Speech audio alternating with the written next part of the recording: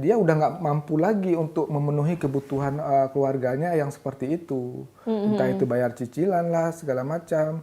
Jadi akhirnya dia pernah ngomong sama saya, oh, lama-lama aku bisa mati berdiri nih gitu loh. Aduh, itu Maksudnya, anak kecil ngomong kayak iya, gitu. anak kecil ngomong kayak gitu. Dan itu membuat saya sangat shock gitu loh. Harusnya itu bukan menjadi tanggung jawab dia. Betul. Nah, ya gitu ya. Nggak menunggu sih, mereka selalu minta sampai beberapa hari ini pun di huru-hara ini ayahnya Farel masih transferin ya. Udah transfer belum? Kok belum transfer? Udah transfer pasti begitu. Itu direct ke Farel apa lewat manajemen? Ke Farelnya. Farelnya kan karena dia nggak punya banking ya lewat saya. Om transferin, om ini aku malas sekali nih ditanya-tanyain terus. Jadi dia nggak suka diganggu sebenarnya kan, capek kan. Sampai merinding dengernya. Ya tapi memang itu yang terjadi. Because I'm a mother kan. Dan mungkin mirisnya ketika masa-masa kejayaan Farel itu kan mungkin rezeki banyak ya. Banyak. Itu kan dibagi ke ayahnya tapi tidak digunakan dengan sepatutnya, apa benar? Dia ya Farel kembali lagi, Farel pernah ngomong ya, maksudnya dia kecewa dengan keluarganya karena sudah mengecewakan, sudah dikasih percayaan tapi sama mereka digunakan untuk hal-hal yang mungkin bukan kebutuhan dia, katakanlah gitu ya.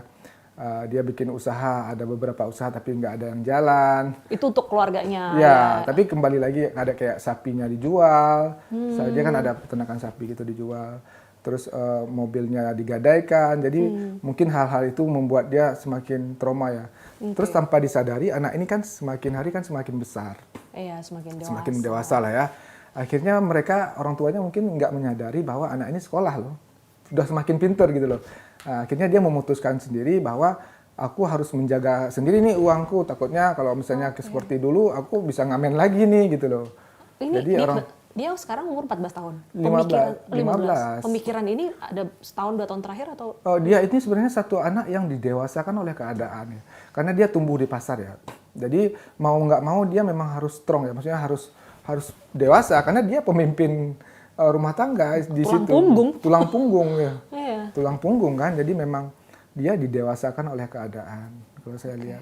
Jadi kembali lagi ya seperti ayahnya kemarin ditangkap karena kasus judi ya mungkin, tapi ada mungkin hal-hal lain yang belum terungkap ya, mungkin kita lihat aja ke depan seperti apa. Oke.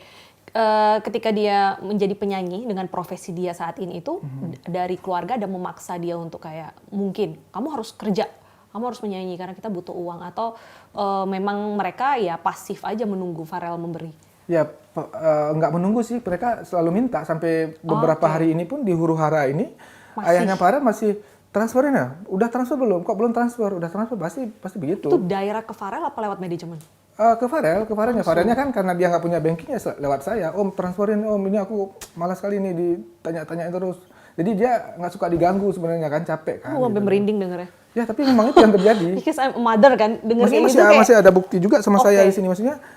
Boleh ditunjukin nggak sih? Di huru-hara kayak gini masih transferan. Kalau saya malu sih ya, maksudnya udah bikin huru-hara, anaknya terganggu, mental anaknya terganggu, anaknya jadi nggak konsen sekolah, kita nggak bisa berkarya, tapi transferan masih minta. Saya pikir itu memalukan sekali sebenarnya. Iya, sebagai orang dewasa ya harusnya malah dia yang beri, gitu kan, di usia anak saat ini ya. Nah, berarti setelah ayahnya keluar dari penjara, Farel dan ayahnya ini udah nggak tinggal bareng berarti? Udah nggak, tapi pernah ketemu, ayahnya udah pernah kesini. Tapi Farel itu sudah memutuskan beberapa kali ngomong dia ingin menetap di sini, berkarir di sini, di Jakarta, pendidikan di sini dia lebih terurus, pendidikannya lebih terjamin. Jadi walau bagaimanapun kan viral ini kan nggak menjamin akan terus mendapatkan uang segala macam. Jadi saya tetap memfokuskan dia ke pendidikan. Suatu saat nanti ketika dia tidak lagi menyanyi atau tidak lagi viral, dia juga punya skill-skill lain, misalnya dia menjadi apa, cita-cita dia yang lain gitu ya, jadi menteri apa mau jadi presiden, yang penting dia punya pondasi dulu, pondasi agama, apalagi dia seorang mu'alaf.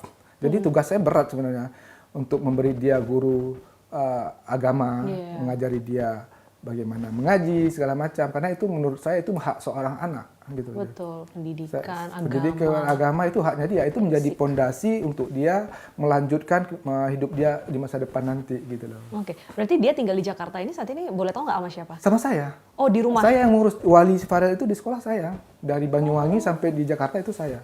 Oke. Boleh dicek ke sekolahnya, boleh dihubungi ke sekolahnya juga. Pernah nggak mungkin keluarganya menghubungi Mas kayak ini tadi minta-minta uang, atau mungkin kayak ya komplain lah, kok ini Farel ngomong di podcast di media kayak gitu. Kalau minta uang, ayah sering sih minta bantu saya, sering banget malah. Terus kalau ibu tirinya itu sering curhat juga masalah ayahnya. Mereka itu saling membongkar aib itu ketika mereka lagi ribut, cekcokan, terus Kemas. iya ke saya kadang. Tapi saya itu menampung karena mereka nggak ganggu Farel gitu loh. Benteng. Membentengi kayak kasihan loh anak sekecil ini nggak harusnya memikirkan perihal-perihal yang kalian hadapi gitu, entah itu perselingkuhan atau apa, itu kan hal yang harusnya bukan menjadi tanggung jawabnya si anak ini gitu loh. Iya benar-benar. Tapi dia juga bisa direct, dan itu yang bikin akhirnya Farel kayak mungkin bukan tapi Farel risih. pernah bilang kalau emang nggak cocok ya kalau memang kasih keputusan lah, maksudnya entah kalau mau bercerai atau apa. Bahkan mereka sempat minta tolong saya menyiapkan pengacara pada saat mau cerai. Ya bagi Farel kalau memang itu menjadi keputusan ya nggak masalah, yang penting tidak ada permasalahan yang terus-terusan terjadi. Terus ketika kita sudah menyiapkan pengacara, mereka nggak datang gitu loh. Maksudnya itu terus aja terulang terjadi. Berat ya beban Farel, selain tulang punggung mencari nafkah, dia harus menjadi mediator. Iya, makanya dia orang paling tua ya, jadi jatuhnya orang yang paling tulang punggung lah, kembali lagi ya. Iya, tapi kan masih 15 tahun gitu kan. Terus dia dicurhatin masalah rumah tangga dan dia bisa memberikan statement ya kalau nggak cocok cerai, itu agak. Untungnya saya mungkin ketika kita bicara kita punya bukti ya. Jadi ketika saya melaporkan ke pihak Komnas Anak, jadi saya sudah punya bukti seperti ini loh kejadian sebenarnya sudah lama kejadian ini. Saya bisa pastikan Farel ini sudah menderita dari dia sebelum dilahirkan ke dunia.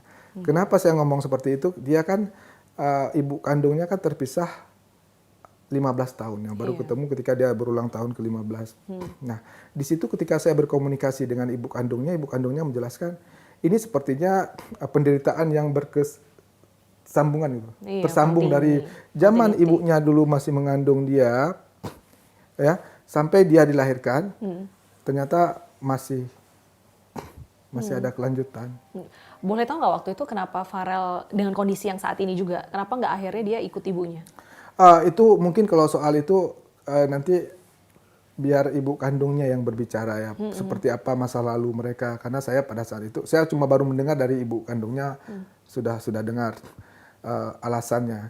Intinya kan kita tidak bisa menghakimi, Farel misalnya katalah dari keluarga tirinya itu ngomong Farel dibuang atau segala macam, itu nggak bisa langsung kita terima seperti itu.